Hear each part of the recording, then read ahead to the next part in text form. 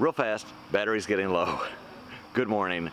Today we're gonna look at the chicken run and harvest mulberries. Bam, bam. That was dumb.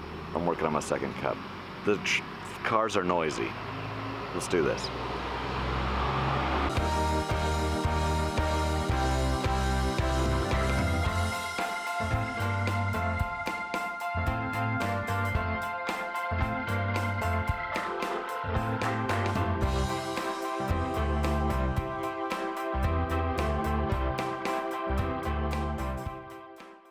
So this week I tore down the goat pen.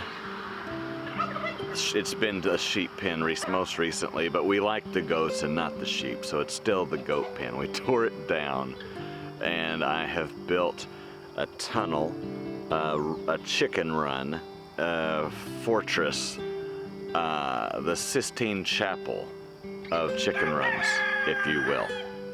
So like I told you in a previous episode, I was kind of inspired by the arches in the garden here, and the one that had that fit the kennel, the old dog kennel that I salvaged door, worked out really good, and I got to thinking, I can just continue that arch and make a tunnel for our new run.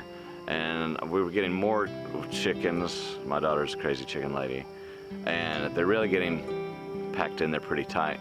So they need more room. So here's a bigger run now, and in the shed where the goats and sheep lived, we will convert for chickens. So my first chicken run was pretty rough, and then I made a better one when we built the new shed, and I think this is the best yet.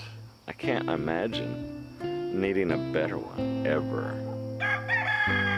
We are at the apex of chicken run technology, really.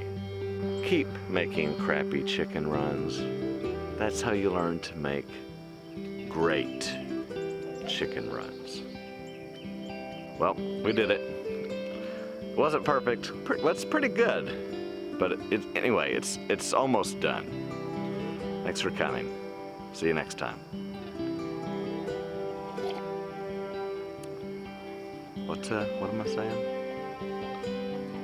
Oh, life's what you make it. Let's get our hands dirty.